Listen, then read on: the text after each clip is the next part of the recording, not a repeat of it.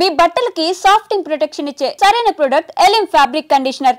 So leaders ability మీద మనకు doubt ఉంటుంది, స్టూడెంట్స్ మీద కూడా డౌట్ ఉంటుంది. ఇలాంటివి అనుకుంటున్నప్పుడు వెరీ రీసెంట్గా మోదీ చేసినటువంటి కామెంట్స్, నా దేహంలో బ్లడ్ కాదు సింధూర్ ప్రవహిస్తోంది, ఇంత స్ట్రాంగ్ స్టేట్మెంట్స్ చాలా గట్టిగా చెప్తున్నారు. బట్ అక్కడ ట్రంప్ విషయం వచ్చేసరికి అంత సైలెంట్గా ఎందుకు అయిపోతున్నారు, పిల్లిలాగా ఎందుకు మారిపోతున్నారు అనేది రాహుల్ గాంధీ చేసినటువంటి కామెంట్స్ ఉన్నాయి. అవి కూడా అంతే స్ట్రాంగ్గా వినిపిస్తున్నాయి. ఏం జరుగుతోందంటారు? ఎందుకు అంత అపనమ్మకం ఎందుకు ఉందంటారు? ట్రంప్ మోదీకి ఫోన్ చేశారు ఎప్పుడైనా? లేదు కదా. ఆయనే ఫస్ట్ ఇచ్చిన స్టేట్మెంట్ మార్చేశారు 2 రోజుల తర్వాత. మా టీం వాళ్ళు మాట్లాడారని చెప్పారు. జేడీ వ్యాన్స్ మోదీ గారితో మాట్లాడారు. ఏం మాట్లాడారు మనకు తెలియదు. మనం ఇక్కడ కూర్చొని గెస్ట్ చేసుకుంటున్నాం, ఇది మాట్లాడుతుంటారు, సీజ్ ఫైర్ కావాలని చెప్పుకుంటారు. మీకు ఎట్లా తెలుసండి? ఎందుకు ఆపారు? మోదీ గారు ప్రైమరీ ఆబ్జెక్టివ్ ఏముంది? టెర్రరిస్ట్ క్యాంప్ కొట్టడం. చేశారు. దాన్ని కూడా రాహుల్ గాంధీ పిల్లలు పెట్టారు. జయశంకర్ గారు ఇచ్చిన స్టేట్మెంట్ ట్విస్ట్ చేసి before the start of the operation అని చెప్పారు జయశంకర్ గారు. Not before start of the operation we inform Pakistan. అది స్టాండర్డ్. మనం సైన్ చేసిన అగ్రిమెంట్ నిన్న బయటకు వచ్చింది ఒకటి 94లో. 94లో ఎవరు ఉండండి పవర్లో? We all know who was there. Congress government ఉండే. సో 94 సైన్ చేసిన అగ్రిమెంట్లో మనం చాలా క్లియర్గా చెప్పాం, మన న్యూక్లియర్ సైట్స్ ఎక్కడుందో వాళ్ళకి చెప్తాం. Every 1st of January every year మన న్యూక్లియర్ సైట్ లిస్టు వాళ్ళ న్యూక్లియర్ సైట్ లిస్టు ఎక్స్చేంజ్ చేసుకుంటాం మనం. అది కాకుండా ఏదైనా మేజర్ ఆపరేషన్ చేసే ముందు వీ విల్ ఇన్ఫార్మ్ దెమ్, మా ట్రూప్స్ మూవ్ అవుతుంది, మీరు టెన్షన్ పడకండి. This is for a regular training exercise. Even Israel కూడా ఫస్ట్ టైం బాంబింగ్ జరిగినప్పుడు కూడా గాజా మీద కానివ్వండి, హూతీల మీద కానివ్వండి, ఈవెన్ రెస్పాండింగ్ టు లెబనన్, వాళ్ళు ఫోన్ పికప్ చేసి 5-6 దేశాలకు చెప్తారు. మెయిన్గా యూఎస్, యూరోప్లో యూకే, జర్మనీ, ఫ్రాన్స్, అట్లాంటి 5-6 నేషన్ యూఎన్లో ఎవరు ఉంటే యూఎన్ కూడా చెప్పిస్తారు. మనం కూడా అదే చేసాం. The moment the war started, the moment the action started 7th రోజు డీజీఎంఓ ఆయన ప్రెస్ కాన్ఫరెన్స్ చెప్పారు. మన వాళ్ళు వినలేదు. ఈ పవన్ ఖేరా కానీ, జయరామ్ రమేష్ కానీ, రాహుల్ గాంధీకి తెలియదు. DGMO sir, I tried reaching out to my Pakistani counterpart but he refuse to take the call. So నేను చెప్పాను ఆల్రెడీ మీ బేసెస్ ఇట్లా టెర్రరిస్ట్ బేస్ మీద అటాక్ చేశాము అని చెప్పంగానే okay we will respond with more force అని చెప్పి ఫోన్ పెట్టేశారంట. That's a hotline actually. Dial చేయక్కర్లేదు, ఫోన్ పికప్ చేస్తే ఆ ఇంట్లో రింగ్ అవుతుంది అది అట్లా. సో ఆ రెస్పాన్స్ అక్కడ ఆగిపోయింది, దాంతో ఫినిష్. కానీ మళ్ళీ పాకిస్తాన్ వచ్చారు బయటికి, మళ్ళీ వచ్చి మన మీద దాడి చేసాం, మనం రిటర్న్ దాడి చేశాం. సో మోదీ గారు ఎందుకు ఆపారు? మోదీ గారు ట్రంప్ మాట వినంగానే పడిపోతారు అట్లేం లేదు. మన సెల్ఫిష్ ఇంట్రెస్ట్ ఉంటుంది. ట్రంప్తో చేసిన డీల్ మనకు తెలియదు. బహుశా మోదీ ఇండికేట్ చేశారు అది. అంటే నెక్స్ట్ టెర్రరిస్ట్ అటాక్ చేస్తే they given us a free hand. Pakistan వైపు నుంచి ఆ పెహల్గాం లాగా, ఉరీ లాగా, లేకుంటే పుల్వామా లాగా ఏదైనా మేజర్ అటాక్ జరిగితే భారతదేశం ఏం కావాలంటే చేసుకోవచ్చు అని చెప్పి that is the assurance which US has given. Obviously అది చాలా మటుకు జయశంకర్ గారు కానీ, ప్రధానమంత్రి గారు కానీ, రాజ్నాథ్ సింగ్ గారు కూడా, అమిత్ షా గారు చాలా క్లియర్గా చెప్పారు నెక్స్ట్ అటాక్ దిస్. ఇప్పుడు పాజ్ బటన్ వస్తామని, స్టాప్ బటన్ వస్తలేదు, it's on pause. So Trump చెప్పిన దానికి మోడీ గారు పడడానికి ఏం లేదండి. Trump is a transactional man, మనం అర్థం చేసుకోవాలి. రియల్ ఎస్టేట్ నుంచి వచ్చింది ఆయన. ఆయనకి పబ్లిసిటీ కావాలి, ఆయనకు డెస్పరేట్గా ఒక నోబెల్ పీస్ ప్రైజ్ కావాలి. వీళ్ళిద్దరిని కల్పిస్తే నేను మళ్ళీ యుక్రెయిన్ రష్యాని కూడా చేసేస్తే నాకు ఒక నోబెల్ పీస్ ప్రైజ్ ఇస్తాను. క్లింటన్కి ఇచ్చారు ఒకసారి, ప్యాలెస్టైన్ ఇజ్రాయెల్ కాన్ఫ్లిక్ట్కి డీల్ చేసి యాసిర్ అరాఫాత్, ఇత్సాక్ రబీన్ కూడా ఇచ్చారు, నాకు కూడా కావాలని చెప్పేసి. ఆయన చేసిన స్టేట్మెంట్ ఆయన కంట్రీలోనే సీరియస్గా తీసుకోరు. మనం చూస్తుంటాయి. నిన్న యాపిల్ ఐఫోన్ గురించి ఒక ట్వీట్ పెట్టారు. అంటే నేను 25% డ్యూటీ పెడతానండి. ఎవరికి పోతుందండి? ఎవరు కడతారు ఎక్స్ట్రా 25%?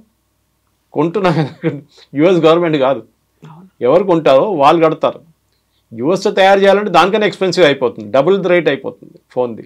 బయట ఎందుకు చేపిస్తారంటే వాళ్ళ వేజెస్ తక్కువ ఉంటుంది. ఇండియాలో ఉన్న వేజెస్ కానీ, చైనాలో ఉన్న వేజెస్ కానీ, వియట్నాంలో ఉన్న వేజెస్ తక్కువ ఉంటుంది. So that is why the phones are made here. యూఎస్లో ఇచ్చే జీతాలు ఇస్తే ఆ ఫోన్కి డబుల్ ద రేట్ అయిపోతుంది. సో వీ కెనాట్ అఫోర్డ్ అని చెప్పి అక్కడ. సో దానికి ట్వీట్ చేసి నేను వాడిని ధమ్కి ఇచ్చాను, నేను అది చెప్పాను. టిమ్ కుక్ ఏమైనా స్టేట్మెంట్ ఇచ్చారండి ఫ్రమ్ యాపిల్ సైడ్? నో. ఆయన షేర్ హోల్డర్స్ ఉన్నారు, వాళ్ళకి స్టేట్మెంట్ ఇవ్వాలి కదా, ఏం చెప్పలేదు. వీఆర్ కంటిన్యూయింగ్ బికాస్ యాపిల్ డైరెక్ట్గా భారతదేశంలో ఫోన్లు తయారు చేయవు. It's company call Foxconn where చేస్తున్నారు వాళ్ళు చాలామందికి తయారు చేస్తారు ఫాక్స్కాన్ లాంటి కంపెనీ. సో వాళ్ళు చేస్తే పని వాళ్ళు చేస్తున్నారు. కానీ ట్రంప్ ధమ్కి ఇచ్చాడు మోదీ గారు క్వాట్ అయిపోరు. అట్లా మనిషి కాదండి మనం. We are not Manmohan Singh. Pokhran blast చేయడానికి ట్రై అయినప్పుడు తెలిసినప్పుడు నరసింహరావు గవర్నమెంట్ కానీ, మన్మోహన్ సింగ్ గవర్నమెంట్ కానీ ప్లాన్ చేసినప్పుడు తెలిసిపోయింది యూఎస్కి. ఆలోచించండి, క్యాబినెట్లో డిస్కస్ చేయగానే వాళ్ళకి తెలిసిపోయింది that India is going to conduct nuclear test, under ground nuclear test. ఆపేశారు, ప్రెషర్ పెట్టేశారు. అదే టైంలో వాజ్పేయి గారు గవర్నమెంట్ వచ్చినప్పుడు చూడండి ఏం చేశారు, Kalamji was there, George Fernandes was there. క్వైట్గా చేశారు, రాత్రిపూట పనిచేసి పొద్దున ఏం లేకుండా పెట్టేశారు, మొత్తం సాఫ్ చేసేసి మళ్ళీ రాత్రి పనిచేసి 3వ 4వ రోజులో we had a first test and after that 3 days తర్వాత ఇంకో టెస్ట్ చేసాం మనం. చేసాం కదా. సో ఇది ప్రాబ్లం అన్నమాట వీళ్ళకి. సో వీళ్ళకి రాహుల్ గాంధీ లాంటి వాళ్ళకి చెప్పడానికి చాలా ఈజీ, ప్రెషర్ పెట్టారు దానికోసం ఆపేసామని చెప్పేసి. ఎన్నిసార్లు యూఎస్ మన మీద ప్రెషర్ పెట్టారు మనకే తెలుసు. షిమ్లా అగ్రిమెంట్ ఎవరు చేయించారండి, ఇందిరాగాంధీతోని, జుల్ఫికార్ అలీ భుట్టోతోని. దానికన్నా ఒక సంవత్సరం ముందు బంగ్లాదేశ్ లిబరేట్ చేసిన మనిషిని 1 year తర్వాత మొత్తం ఇచ్చిన ల్యాండ్లన్నీ మనం ఇచ్చుకోవాల్సి వస్తుంది, including Hajipir. 1600 square kilometers we return to Pakistan Shimla అగ్రిమెంట్లో. ఎందుకు ఇచ్చారంటే స్ట్రాంగ్ లేడీ, ఐరన్ లేడీ, ఎందుకంటే యూఎస్ డిక్టేట్ చేశారు you have to give back this land అని చెప్పేసి. హాజీపీర్ అనేది చాలా పెద్ద హైట్లో ఉన్న మౌంటైన్, అది మన చేతిలో ఉంటే మనకు కార్గిల్ మనకే ఉంటుండే ఇప్పుడు దాకా. కానీ అప్పుడు కార్గిల్ జరిగిన వార్ జరగదు, కానీ వీ గేవ్ ఇట్ అవి ఇచ్చేసాం. అది చేసి చాలా తప్పులు ఉన్నాయి అట్లాంటివి.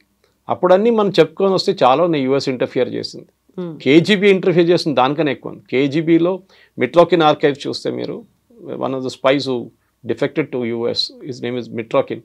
ఆయన రాసిన ఒక పుస్తకం ఉంది మిట్రోకిన్ ఆర్కైవ్స్ అని చెప్పి. దాంట్లో ఓపెన్గా చెప్తున్నారు ఇందిరాగాంధీ క్యాబినెట్లో 3 మంత్రులు union ministers wear KGB spice. KGB కోసం స్పైయింగ్ చేస్తున్న మనుషులు. వాళ్ళు ఏ క్యాబినెట్ మీటింగ్లో ఏ నిర్ణయం తీసుకుంటే నెక్స్ట్ మినిట్ మాస్కోకి తెలిసిపోతుంది. You are talking the cold war days. ఆలోచించండి. సో మోదీ గారు ట్రంప్ చెప్పారని చెప్పి పడడం ఏం లేదండి. వీ విల్ ఎప్పుడు ఆపాలని మనకు తెలుసు. We cannot continue. Me believe చేయరు, ఆఫ్టర్ ద బంగ్లాదేశ్ వార్ మన కంట్రీ 4 సంవత్సరాలు బ్యాంక్రప్ట్ అయిపోయిందండి. ఏం చేయక్కర్లేదు, మీ ఇందిరాగాంధీ గారు చేసినట్లనే మోదీ గారు చెప్పాలి, సరే యుద్ధం కావాలన్నా మీకు ఒక డెఫినెట్గా చేయదు, ఒక పని చేస్తాను, రేపటి నుంచి పెట్రోల్ ప్రైస్లు 3 రూపాయలు పెంచేస్తాను, నాకు యుద్ధం నడిపించాలి కదా, డబ్బులు కావాలి కదా. అప్పుడు చూడండి, అప్పుడు మారిపోతుంది డైలాగ్. ఎందుకు యుద్ధం అవుతుంది, 3 రూపాయలు పెట్రోల్ నేను కట్టాను. So every war comes with a price అంటారు. హ్యూమన్ ప్రైస్ ఉంటుంది, బడ్జెట్ ఉంటుంది, ఈ రెండు ఉండాలి. ఎందుకంటే మిసైల్ ఫైర్ చేస్తే ఒక్కొక్క మిసైల్కి ఎంత పడుతుంది, S-400ది $1 million పడుతుంది. So you cannot afford it. So కావాలంటే నడిపిస్తాం, కానీ ఏమండి, what is the end? Russia Ukraine కొట్టుకున్నట్లు కొట్టుకుంటే పోతాం, వాళ్ళు మన మీద వేస్తారు, మనం వాళ్ళ మీద వేస్తాం, మళ్ళీ వాళ్ళు మన మీద వేస్తారు. చిన్నపిల్లల ఆట కాదు కదా. So you have to have that maturity. అదే మళ్ళీ రిటర్న్ అదే పాయింట్కి వస్తాను అనమాట. ఎమోషనల్ మెచ్యూరిటీ లేదు. ఏదైనా మన ఇంట్లో కూడా డిస్కస్ చేస్తున్నప్పుడు కూల్గా ఆలోచించాలి ఏదైనా కానీ. Something similar should be done when you're dealing with politics also. So ఇప్పుడు మనం పాకిస్తాన్ నుంచి ఇక్కడికి వచ్చిన వాళ్ళు అక్రమంగా ఉన్నారు, లేకుంటే వీసా గడువు ముగిసిపోయింది, ఇమ్మీడియట్గా వాళ్ళని పంపించేసాము ఒక డెడ్ లైన్ అనేది పెట్టుకొని.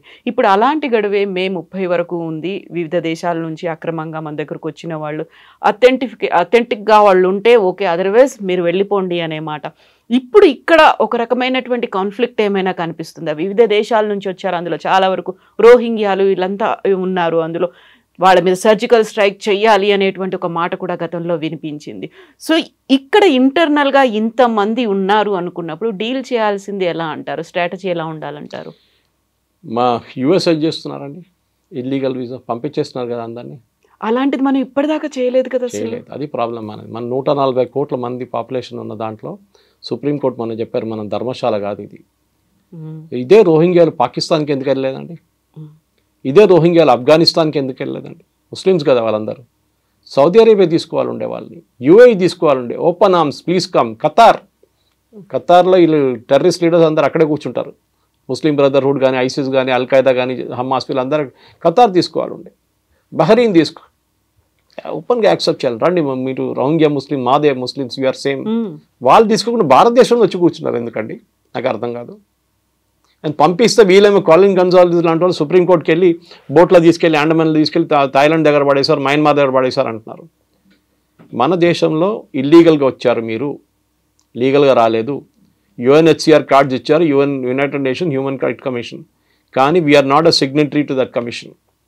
మేము యాక్సెప్ట్ చేయం. వారు యాక్చువల్లీ ఇదే సుప్రీంకోర్టు 2 నెలల ముందు రోహింగ్యా పిల్లలకి అడ్మిషన్ ఫ్రీగా ఇవ్వాలని చెప్పి ఢిల్లీ స్కూల్స్కి ఆర్డర్ ఇచ్చారు. మన పిల్లలకి లేదు, ఇండియన్ పిల్లలకి ఆట వాళ్ళు అసలు పట్టించుకోరు. రోహింగ్యా పిల్లలకి అడ్మిషన్ ఇవ్వాలని చెప్పి సుప్రీంకోర్టు, కానీ వాళ్ళ మాట తీర్పు అంతా మారిపోయింది ఎక్కడ? ఈ కాన్ఫ్లిక్ట్ మొదలైన తర్వాత. మన మన శ్రీలంక నుంచి ఒక శ్రీలంకన్ వచ్చింది, మనం పట్టుకొని జైలు వేసేస్తుండే ముందే. ఫస్ట్ ఇల్లీగల్గా LTT మెంబర్ ఉండే, మళ్ళీ మన పిఎంఎల్ఏ అంత పిఎంఎల్ఏ కాదు, వాజ్ అండర్ నథింగ్ ఎన్ఎస్ఏ, ఈ was arrested and put in jail in Tamil Nadu jail వేశారు. 10 సంవత్సరాలు జైల్లో ఉన్నాడు. ఇప్పుడు బయటకు వచ్చేయమంటున్నా అంటే నన్ను అక్కడ పంపేయకండి, నేను ఇండియాలో ఉండిపోతా అంటున్నాను.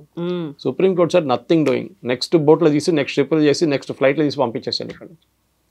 సో ఇది మన దేశం అండి. మన 140 కోట్ల మందిలో మినిమం క్యాల్కులేషన్ ప్రకారం, and this is not me, this as per news channels and మిగతా రిపోర్ట్ ప్రకారం మన దగ్గర 12 నుంచి 18 కోట్ల మంది ఇల్లీగల్ సిటిజన్స్ ఉన్నారు. నిన్న చూడండి హైదరాబాద్లో ఒక హాస్పిటల్ నుంచే బర్త్ సర్టిఫికెట్లు తయారు చేసుకున్నారంట, 18 దొంగ సర్టిఫికెట్లు. డెలివరీ ఎట్ హోమ్ అని చెప్పి ఇంకో 12 సర్టిఫికెట్లు తయారు చేసుకున్నారంట. ఎట్లా చేశారండి?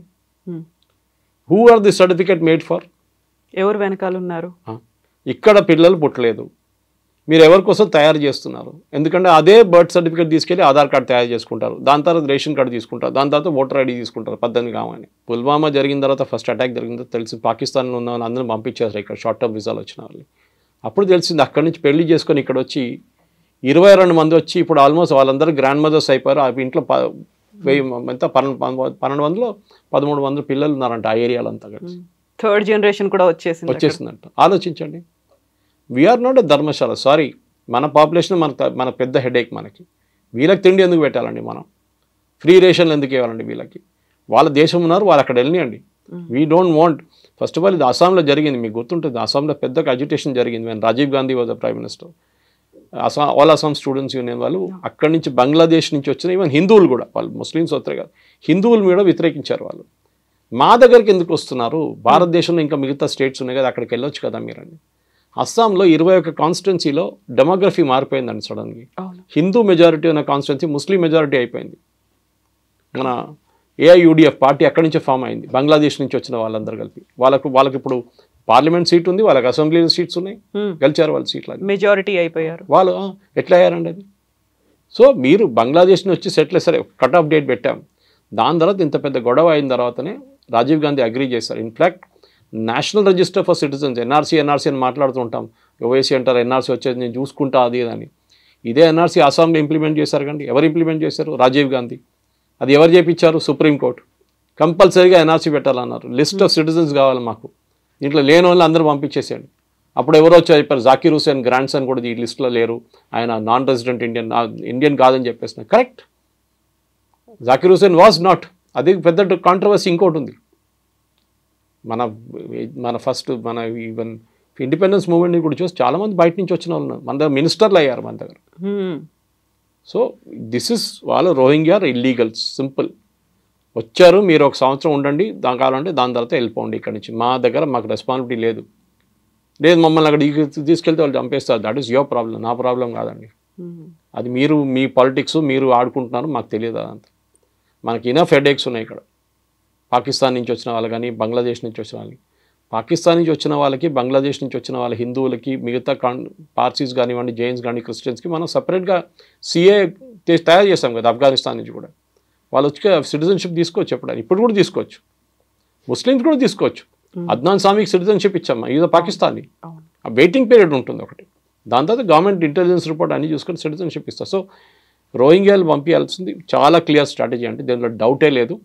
రోహింగ్యా అని కాదు, ఎవరైనా కానివ్వండి, బంగ్లాదేశ్లో ఇక్కడి నుంచి వచ్చిన వాళ్ళు కానీ, if they're illegally staying here వాళ్ళని రిటర్న్ పంపించాల్సి. ట్రంప్ చేస్తున్నారు, ఇప్పుడు యూకే చేస్తున్నారు, అందరు చేస్తున్నారు. సో సురేష్ గారు, ఇక్కడే 2-3 రకాలుగా డౌట్స్ వస్తున్నాయి. ఒకటేమో ఆపరేషన్ సింధూర్ అని పాకిస్తాన్లో ఉన్నటువంటి టెర్రరిస్ట్ క్యాంపుల మీద అటాక్ చేశాము, ఇక్కడ ఉన్నటువంటి ఇల్లీగల్ ఇమ్మిగ్రెంట్స్ని పంపించేయాలి అనేది చూస్తున్నాం.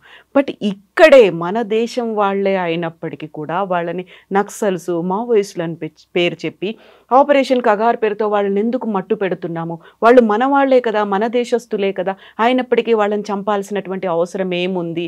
వాళ్ళని కూడా తీవ్రవాదుల్లాగా ఎందుకు ట్రీట్ చేస్తున్నారు మన దేశం వాళ్ళే అనేటువంటి కామెంట్ ఉంది. ఆల్మేటి మాధవ్ రెడ్డి గారిని ఎవరు చంపారండి? శ్రీపతిరావు గారిని ఎవరు చంపారండి? Complete Madhya Pradesh leadership, Congress leadership 45 మందిని ఎవరు చంపారండి? 64 సిఆర్పిఎఫ్ సోల్జర్స్ని ఎవరు చంపారండి? అప్పుడు చంపినప్పుడు ఈ క్వశ్చన్లు ఎవరు అడగలేదండి, ఆ ప్రశ్నలు ఎవరు అడగలేదు ఆ టైంలో. వాళ్ళు చంపినప్పుడు ప్రాబ్లం లేదు. నక్సలైట్స్ క్లాస్ ఎనిమీ కానీ, బూర్జువా అని చెప్పి, ఓకే, పోలీస్ ఇన్ఫార్మర్ అని చెప్పి చంపేస్తున్నప్పుడు ఎవరికి ఏం ప్రాబ్లం లేదు. ఈ వరవర్రావు గారు ఇప్పుడు లేరని అనుకోండి, ఇప్పుడు ఉన్న హర్గోపాల్ వీళ్ళందరూ హ్యూమన్ రైట్స్ వాళ్ళందరూ ఎప్పుడు వస్తారు? నక్సలైట్ బ్యాక్ ఫుట్లో ఉన్నప్పుడు వస్తారు. నక్సలైట్ చంపిన పోలీసు వాళ్ళని చంపినప్పుడు వీళ్ళు ఒక్కరు కనిపించలేదు. వ్యాస్ గారు కానివ్వండి, ఎవరైనా ఉమేష్ చంద్ర ఎవరైనా వీళ్ళందరూ చంపినప్పుడు ఎందుకు మాట్లాడలేదండి వీళ్ళందరూ? మీరు చేసింది అది, మీరు చేసే పనికి మీకు you have to get the punishment, simple. అది మహాభారత్లో కూడా చెప్పారు. అది మీ కర్మ, అది మీరు ఎందుకు చేశారు? మీరు ఒక టైంలో చారు మజుందార్ నుంచి కాను సానియాల్ వీళ్ళందరూ కలిసి నక్సల్ బారీ మూమెంట్, నక్సలైట్ మూమెంట్ తయారు చేసి సిపిఎం నుంచి మొదలయ్యారు వాళ్ళు. Then they became split and CPI MLI. ఇప్పుడు కూడా సిపిఐ ఎంఎల్కి 8-10 సీట్లు ఉన్నాయి బీహార్లో. సో ఆ మూమెంట్లో క్లాస్ యాక్షన్ అనే ఒక రొమాంటిసిజం ఉండే ఆ టైంలో. నక్సలిజం అంటే అన్నలు వచ్చారు. I grew up in Osmania university. నాకు చదువు ఉస్మాన్ మోడల్ స్కూల్ చదివాను నేను. ఆ టైంలో పీడిఎస్యు, ఆర్ఎస్యు వీళ్ళందరూ ఉన్నారు ఆ టైంలో. అక్కడ రిక్రూట్మెంట్ గ్రౌండ్. గణపతి చూడండి, వరంగల్ ఎన్ఐటి, అప్పుడు ఆర్ఈసి. ఇప్పుడు మనం చనిపోయిన ఆయన కేశవరావు, ఆయన కూడా ఆర్ఈసి. ఎంటెక్ చేస్తున్నప్పుడు బెయిల్ జంప్ చేసి వెళ్ళారు అక్కడి నుంచి. 40 సంవత్సరాల తర్వాత ఇప్పుడు దొరికారు, 40 సంవత్సరాల తర్వాత. సో మీరు ఒక టైంలో దట్ మూమెంట్ వాజ్ జస్టిఫైడ్. చాలామంది అడిగారండి, మీరు కేరళ నుంచి వస్తున్నారు సురేష్ గారు. Kerala first communist government in the world. EMS Namboodiripad గారు రికార్డెడ్. ఎక్కడ లోకంలో communist come only through gun, power of the gun. తుపాకీ తీసుకొని దిగి వాళ్ళు వచ్చారు. కేరళలో డెమోక్రటిక్లీ ఎలెక్ట్ అయ్యారు, బ్యాలెట్ లాగా. Very good. కేరళలో నక్సల్ మూవ్మెంట్ ఎందుకు లేదండి? ఎప్పుడైనా విన్నారా నక్సలైట్స్ కేరళ? అప్పుడప్పుడు 2-3 కనిపిస్తారు, అది కూడా తమిళనాడు సైడ్ నుంచి వస్తారు, వాళ్ళు చంపేస్తారు, అయిపోయింది. ఎందుకంటే problem started with land distribution. Naxalites ఇది అడ్వాంటేజ్గా తీసుకున్నారు. బిగ్ భూమిలు లేవు అక్కడ. ఒక భూస్వాముడు 1000 ఏకర్లు పెట్టుకొని కూర్చున్నాడు, మీకు ఒక 1/2 ఏకర్ కూడా లేదు. సో ఏం చేశారు? ల్యాండ్ డిస్ట్రిబ్యూషన్ చేశారు. వెస్ట్ బెంగాల్లో చేశారు కమ్యూనిస్ట్ వాళ్ళు, కేరళలో చేశారు. మీ might not agree with communist, కానీ వాళ్ళు ఏం చేశారంటే వాళ్ళు అడ్వాంటేజ్ తీసుకున్నారు. నక్సలైట్ అడ్వాంటేజ్ అని గుంజుకున్నారు రిటర్న్. ఇక్కడ ఆంధ్ర తెలంగాణ వైపు మన భూదాన్ మూవ్మెంట్ చేయాల్సి వచ్చింది. ఆచార్య వినోద్ భావే గారు ఎందుకు చేసారు? గవర్నమెంట్ ఎందుకు చేయాలండి? ఇప్పుడు కూడా ఉన్న భూదాన్ ల్యాండ్లు అన్నీ దొంగతనంగా గుంజుకున్నారు అందరూ. చాలామంది కేసులు నడుస్తున్నాయి ఇప్పుడు కోర్టులో. అది problem. Land was issue. So వాళ్ళకున్న అడ్వాంటేజ్, నక్సలైట్స్ దగ్గర ఉన్న అడ్వాంటేజ్ మీరు తీసుకోవాలండి, గుంజేసుకోవాలండి advantage. Once you take it away, ఆయన దగ్గర ఇంకేం లేదు. ఇంకేం చెప్తారు? కొత్తగా వెళ్ళి పేదోళ్ళ దగ్గర వెళ్ళి ఏం చేస్తాడు? అరే మీరు ల్యాండ్ వచ్చేసి మాకు గవర్నమెంట్ 2 ఏకర్లు ఇచ్చిందంటే మళ్ళీ వాడు నక్సలైట్ కనిపించాడు నెక్స్ట్ డే నుంచి. ఇదే నక్సలైట్స్ ఎంతోమందిని చంపారండి పోలీసు వాళ్ళని, ఎంతోమంది. వాళ్ళ ఫ్యామిలీకి మీకు ఏం చెప్తారండి? మీరు చెప్పడం చాలా ఈజీ. వాళ్ళు మనోలే కాదా, వాళ్ళు మీరు ఒక మనిషిని చంపినప్పుడు ఆలోచించాలి. అట్లా మీరు 100 మందిని చంపారు మీరు. సరే ఎన్కౌంటర్ అందరికి తెలుసు, ఎన్కౌంటర్ ఎప్పుడు ఫేకే ఉంటుంది, దాంట్లో డౌట్ లేదు. మనం ఎప్పటి నుంచో చూసుకొస్తున్నాం ఎన్కౌంటర్ల గురించి. కానీ అన్ని ఎన్కౌంటర్లు ఎందుకు జరుగుతాయి? పోలీసు వాడి చేతులు దొరికితే వాళ్ళని చంపేస్తారు నక్సలైట్. నక్సలైట్ చేతులు దొరికితే పోలీసు వాళ్ళని చంపేస్తారు వాళ్ళు. So no question of survival అది. ఇప్పుడు మొన్న జరిగిన ఎన్కౌంటర్లో కూడా ఒక కోబ్రా కమాండర్ చనిపోయారు. ఆయన కావాలని సూసైడ్ చేసుకున్నాడా? కాదు కదా, నక్సలైట్ చంపారు ఆయన. సో ఇది ఈ నక్సలైట్స్కి ఉన్న పాలసీ. అది ఒక టైంలో ఫ్యాషన్ ఉండే. If you are not a communist at the age of 18, something is wrong with you. If you are a communist at 35, then something is wrong with you. ఇది ప్రాబ్లం. ఒక షేక్ గౌరా టీ షర్ట్ వేసుకొని తిరగడము, communist ఫిలాసఫీలు మాట్లాడడము అంతా చాలా fashionable ఉండే ఒక టైంలో. ఇప్పుడు లేదండి. ఇప్పుడు అందరూ కమ్యూనిస్ట్ అంటే అందరూ అనుకుంటే వీడు ఏదో అయింది, వీడికి ప్రాబ్లం ఉంది, ఏదో పని చేయట్లేదు, వీడిది బ్రెయిన్ పని చేయట్లేదు అనుకుంటారు. సో ఇక్కడ ఆంధ్ర తెలంగాణ వైపు, ఛత్తీస్గఢ్, మహారాష్ట్ర గద్రిచోలి వైపు, ఇక్కడ కన్కేర్ కానివ్వండి, సుక్మా కానివ్వండి, బస్తర్ కానివ్వండి, ఇట్లాంటి ఛత్తీస్గఢ్లో, మన దగ్గర ఆంధ్ర వైపు ఏజెన్సీ ఏరియాలు, నల్లమల ఒక టైంలో మొత్తం వీళ్ళ పట్టుండే వీళ్ళది. కానీ ఆంధ్ర తెలంగాణలో అప్పుడున్న ఉమ్మడి ఆంధ్రప్రదేశ్లో వాళ్ళు గ్రే హౌండ్స్ అని స్పెషలైజ్ ఫోర్ తయారు చేసుకుని కంప్లీట్ వైప్అవుట్ చేశారు. We may not agree with the policy, but Umesh చంద్రని చంపిన వాళ్ళు, కేఎస్ వ్యాస్ని చంపిన వాళ్ళని ఎందుకు ఇవ్వాలండి? డెఫినెట్లీ వాళ్ళు సింపతి ఉండకూడదు. మీరు పీస్ఫుల్గా అజిటేట్ చేసి మీరు కోర్టుకి వెళ్ళి మీరు కొట్లాడి ల్యాండ్ తీసుకొని ఎవ్వరు మీరు వ్యతిరేకించరు మిమ్మల్ని. You are all for it. కానీ మీరు క్లాస్ అని మీకు చెప్పి, బూర్జువా అని చెప్పి బ్రెయిన్ వాష్ చేసి మనుషుల్ని అడవిలో పెట్టుకొని అడవిలో డెవలప్మెంట్. నేను మొన్న ఫోటో చూసానండి, మొన్న వీడియో చూశాను. స్వాతంత్రం తర్వాత ఫస్ట్ టైం కన్కర్ ఏరియాలో ఒక బస్సు వచ్చిందంట, ఆర్టీసీ బస్సు. ఆలోచించండి, 45లో మనకు స్వాతంత్రం వచ్చింది, ఇప్పుడు 2025లో ఉన్నాం మనం. ఇప్పుడు ఒక బస్సు వచ్చిందంట. అంటే దే డోంట్ వాంట్ డెవలప్మెంట్. అక్కడ వాళ్ళకి డెవలప్మెంట్ వద్దంటున్నారు. ఇప్పుడు హాస్పిటల్ కడుతున్నారు, స్కూల్ కడుతున్నారు. ఎందుకంటే ఇది వచ్చేస్తే నక్సలైట్ ఎవరు సపోర్ట్ చేయరు. ఇది గవర్నమెంట్ తప్పే ఉండే. రెస్పెక్టివ్ స్టేట్ గవర్నమెంట్స్ తప్పు, సెంట్రల్ గవర్నమెంట్ తప్పు ఆ టైంలో ఉన్నారు. అక్కడి దాకా ఎందుకు రీచ్ అవ్వలేకపోయారు? ఎందుకు? అది ఎంత చిన్న ఏరియా కాదండి. దండకారణ్య బెల్ట్ అంటే మీకు నేపాల్ నుంచి మొదలవుతుంది, బీహార్ వైపు నుంచి, జార్ఖండ్ నుంచి వచ్చే రెడ్ కారిడార్ మొత్తం ఉందన్నమాట. సో డెఫినెట్గా మీరు if you taken that advantage away which communist వాళ్ళు చేసినట్లనే కేరళలో, వెస్ట్ బెంగాల్లో ల్యాండ్ రిఫార్మ్స్ చేసుకున్నారు. మీ దగ్గర మీరు డెవలప్మెంట్ చేసుకుంటే అది అయిపోతుండే. You should broad the development school అంటే ఎవరు వాళ్ళ దగ్గరికి వెళ్ళరు. ఎవరైనా నెక్సలైట్ మూవ్మెంట్లు ఎవరు ఉన్నారు? అంత పేద ప్రజలను వాళ్ళు రిక్రూట్ చేసుకుంటారు. లీడర్లు అందరూ పెద్దవాళ్ళు వచ్చారు, ఆంధ్ర వైపు, తెలంగాణ వైపు. మోస్ట్లీ తెలంగాణ, ఆంధ్ర వాళ్ళు ఉంటారు అక్కడ. ఫస్ట్ టైం ఇప్పుడు ఈయన పోయిన తర్వాత, బసవరాజు పోయిన తర్వాత హిద్మాన్ తీసుకుంటున్నారు ఛత్తీస్గఢ్ నుంచి. దట్ ఆల్సో నాట్ అనౌన్స్, ఎందుకంటే పోలీసు వాళ్ళు మళ్ళీ వాళ్ళంటే పడతారు ఇప్పుడు.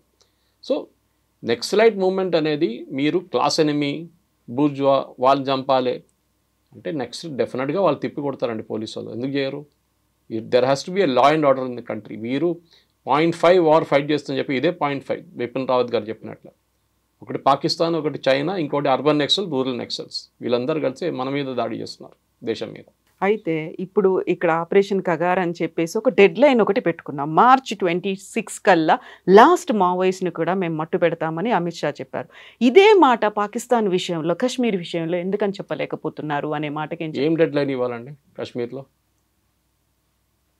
What dead line should we have? ఉన్నటువంటి అన్నిటినీ డిస్ట్రాయ్ చేసేస్తాము, పాకిస్తాన్ పీఓకేని మేము ఆక్రమించుకున్న దాన్ని నేను ఆల్రెడీ ఎక్స్ప్లెయిన్ చేశాను. I'm personally against it. దీన్ని చాలా మంది నన్ను తిట్టారు, చాలా మంది మా ఫ్రెండ్స్, ఇంక్లూడింగ్ కొంతమంది right wing, extreme right wing ఉన్న వాళ్ళని కూడా వాళ్ళు నాకు మెసేజ్ పెట్టారు, సురేష్ గారు మీరు చెప్పింది తప్పు. I said this is my opinion. ప్రాక్టికల్గా ఆలోచించండి. మీరు వెళ్తే వాళ్ళు పిఓకే వాళ్ళు వచ్చేస్తారు, ఇక్కడికి రారు.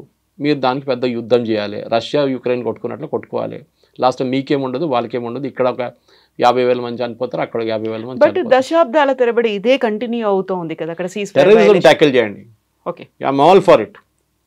టెర్రరిజం ట్యాకిల్ చేయండి. ముందు మీరు 1919 తర్వాత 2000 తర్వాత 2010లో పీక్ అయిన టెర్రరిజం, 2010లో మీకు తెలుసుంటుంది, మహబూబా ముఫ్తీ వీళ్ళందరూ రూల్ చేసిన టైంలో అప్పుడున్న దో నషాన్ దో ప్రధాన్ అనే సిస్టమ్ ఉండే అక్కడ. ఆర్టికల్ 370లో 2 ప్రధానమంత్రులు 2 ఫ్లాగ్స్, అది తీసేశారు కదా. ఇప్పుడు మీరు చూడండి, ఆ టైం నుంచి ఇప్పుడు దాకా మీరు ఒక గ్రాఫ్ వేసుకొని వస్తే మీకు తెలిసిపోతుంది.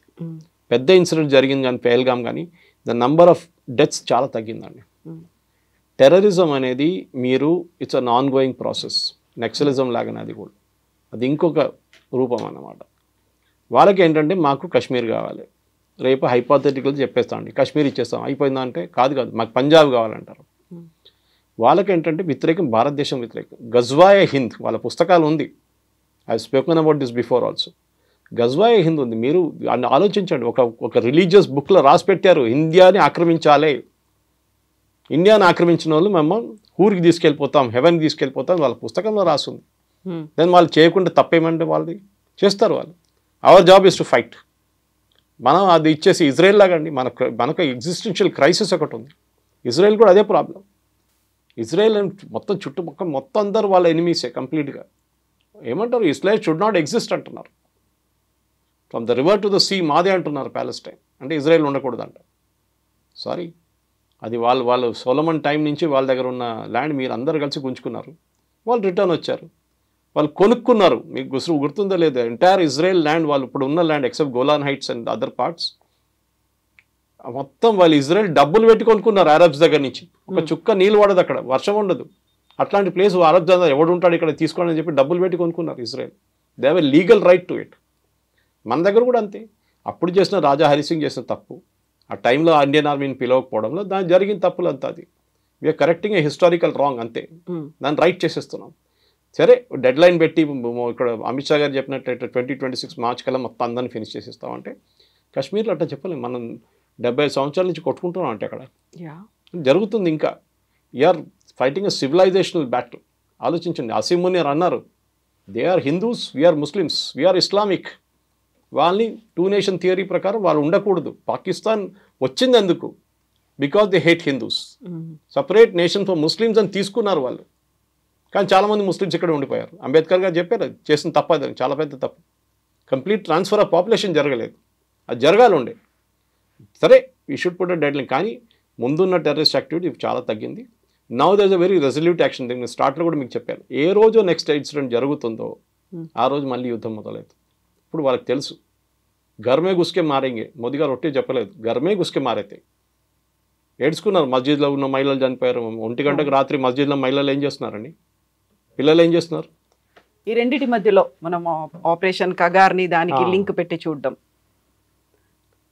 సో దీనికేమో ఒక డెడ్ లైన్ పెట్టుకున్నాము, దానికి ఎందుకంటే డెడ్ లైన్ పెట్టుకోకుండా ఒక పాజ్ పెట్టుకొని డెకేడ్స్ టుగెదర్ అలా ఎదురు చూస్తున్నాము ఆ angle. Correct. Next right moment ఉంటుందండి. డెడ్ లైన్ దానికి ఉండాల్సిందే. కానీ ఈ చెప్పినట్లు మీరు కశ్మీర్ వైపు టెర్రరిజంని ఇవాళ ఆపేసి ఏదో నీళ్ళు వస్తున్న ట్యాపులు బంద్ చేయడం కాదు. దానికి పొలిటికల్ ఎలిమెంట్ ఒకటి ఉంది, సెక్యూరిటీ ఎలిమెంట్ ఒకటి ఉంది. మనం చాలా మటుకు టెర్రరిజం తగ్గించాము. అక్కడ టైం పడుతుంది, ఓవర్ నైట్ జరగదు ఇదంతా. ఇజ్రాయెల్ ఎన్నో సంవత్సరాల నుంచి కొట్టుకుంటున్నారు టెర్రరిజంతో. మనకు కూడా అదే ప్రాబ్లం ఉంది. ఎందుకంటే ఒక రిలీజియస్ ప్రాబ్లం ఇది. It is not a security issue. అట్లా ఒట్టిగా పాకిస్తాన్ క్రియేట్ చేసింది ఒక రిలీజియస్ కోసం, సెపరేట్ కంట్రీ ఫర్ ముస్లిమ్స్ అని చెప్పారు. దానికోసం వాళ్ళకి ఇచ్చాం. అంబేద్కర్ గారు కానివ్వండి, గాంధీ గారు కానివ్వండి, నెహ్రూ గారు, వీళ్ళందరూ అగ్రీ చేసింది అది. కానీ దాని తర్వాత వాళ్ళు ఏమంటున్నారు, ఇప్పుడు మాకు కాశ్మీర్ కావాలి, దాని తర్వాత పంజాబ్ కావాలంటారు. అరే మీకు ఇచ్చాం కదా నాయన. ఆ టైంలో కాశ్మీర్ లేకుండే కదా, మ్యాప్లో మీకు కాశ్మీర్ డ్రా చేసి ఇచ్చారా ఎవరైనా? మీకు ఇచ్చిన ప్లేస్తో మీరు హ్యాపీగా ఉండాలండి. మీరు వచ్చి తర్వాత కాదు ఇది ముస్లిం మెజారిటీ స్టేట్ మాకు కావాలని చెప్తే ఆ టైం జరగదు. అట్లా ఉంటే చాలా ఉన్నాయి మా అడగడానికి. సో మీకు వచ్చింది మీరు పెట్టుకోవస్తుంది. ఎవరో ఫెయిల్డ్ స్టేట్, మీద డబ్బులు లేవు, మీరు మొత్తం ఎడ్యుకేషన్ మీరు శాంపిల్స్లో ఉంది. ఇక్కడ ఇండియా డెవలప్మెంట్ చేసుకుని మా మీద వాడకండి, వచ్చి మీరు ఎక్కడున్నారో అక్కడ ఉండండి. కానీ మా మీద దాడి చేస్తే మనం గర్మే గుస్కే మారేంगे. అది చేసే ఉంటాం మనం. దానికి డెడ్ లైన్ లేదు, ఏం లేదు, ఎప్పుడు కావాలంటే కొడతాం మనం. Just waiting for their response. వాళ్ళు ఎలా బిహేవ్ చేయాలంతే. మా మీద ముందు గాంధీ గారు చెప్పారు, ఒక చంప మీద కొడితే ఇంకో చంప, ఇప్పుడు ఒక చంప మీద కొడితే ఇంకో తల కోసేస్తాం మనం. ఆ స్టేట్కి వచ్చేస్తాం మనం. ఇప్పుడు వీఆర్ నాట్ ఫ్రస్ట్రేటెడ్. కానీ ఎన్ని రోజులు ఉంచుకుంటాం వీళ్ళని ఇట్లాంటి ఈ టెర్రరిజాన్ని? ఒకసారి తిప్పి కొడితే అప్పుడు గుర్తొస్తుంది వీళ్ళకి. సర్జికల్ స్ట్రైక్ చేస్తే క్వైట్ అయిపోయారు, పుల్వామా చేశారు క్వైట్ అయిపోయారు కొట్టిన తర్వాత బాలకోట్లో. ఇప్పుడు ఇది దీని తర్వాత ట్రై చేస్తే మళ్ళీ చూడండి నెక్స్ట్ టైం పాకిస్తాన్ అనే దేశం అందరు చెప్తారు బాంబు వేసి ఫినిష్ చేయాలి, అట్లా జరగదు. కానీ we can kill them slowly. వాళ్ళు చెప్పారు ఒక టైం ఇండియాకి, we'll kill India with 1000 cuts అని చెప్పి. జనరల్ జియావుల్ హక్ టైం నుంచి బెనజర్ భుట్టో దాకా టైం దాకా చెప్పుకుంటూ వస్తారు. అది we'll also do the same thing to Pakistan. Slowly ఇది కప్పని నీళ్ళు వేస్తే బయటికి దుంకేస్తుంది అది, వేడి నీళ్ళు వేస్తే. కానీ మీరు చల్ల నీళ్ళు పెట్టి మెయిన్లీ గరం చేయండి, కప్పకి తెలియదు ఏమవుతుందని. Same case Pakistan. Slowly we should finish them off. ఒకటేసారి కొట్టక్కర్లేదు. Economically we are finishing them off. నీళ్ళు బంద్ చేసేసాము ఇప్పుడు. That is a bigger thing then war. యుద్ధం కన్నా పెద్ద అది. అదే చెప్తున్నారు వాళ్ళు, చెప్పారు చూడండి, నీళ్ళు ఆపేస్తే యుద్ధం అవుతుందని. వాళ్ళకి ఈ భయం లేదు. నీళ్ళు రాకపోతే వాళ్ళకి భయం ఉంది. సింధు వాళ్ళు కొడతారు, వచ్చి పంజాబీ వాళ్ళమే పడతారు. ఆల్రెడీ చేస్తున్నారు వాళ్ళు ఇప్పుడు గొడవ అక్కడ. We will do it our own way. ఇన్ని సంవత్సరాలు చేయలేదు, ఇప్పుడు చేసి చూపించాం మనం. డిప్లొమాటిక్గా స్ట్రాటజిక్గా both. Yes, sir. Thank you so much, Suresh. Thank you.